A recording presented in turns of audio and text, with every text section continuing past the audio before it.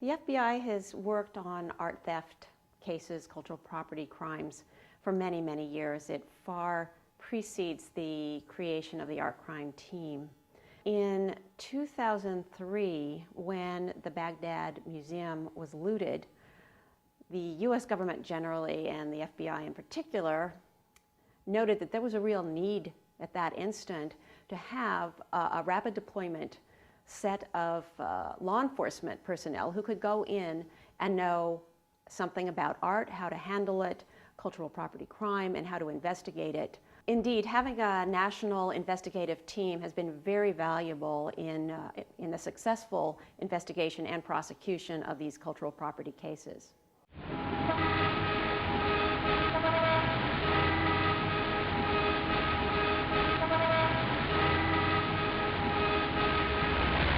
Once a year, we bring them all to New York, and the nature of art crimes, cultural property crimes, is that they tend to be national and international.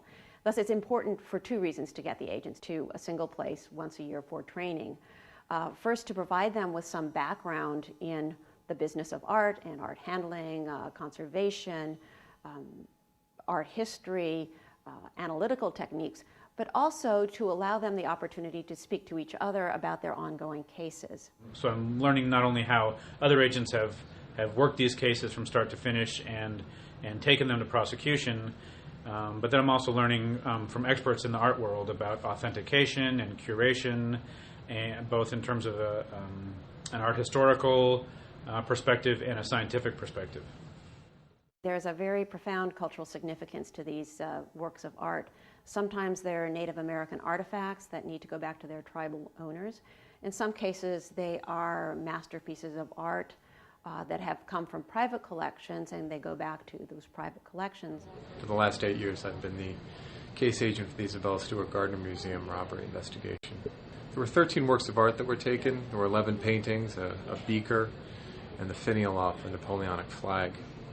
Included in the 13 works of art was a Vermeer, which is one of only 35 Vermeers in existence. So that is an extremely valuable painting in and of itself, along with some Rembrandts, some Degas sketches. Art crime has a special allure for the public.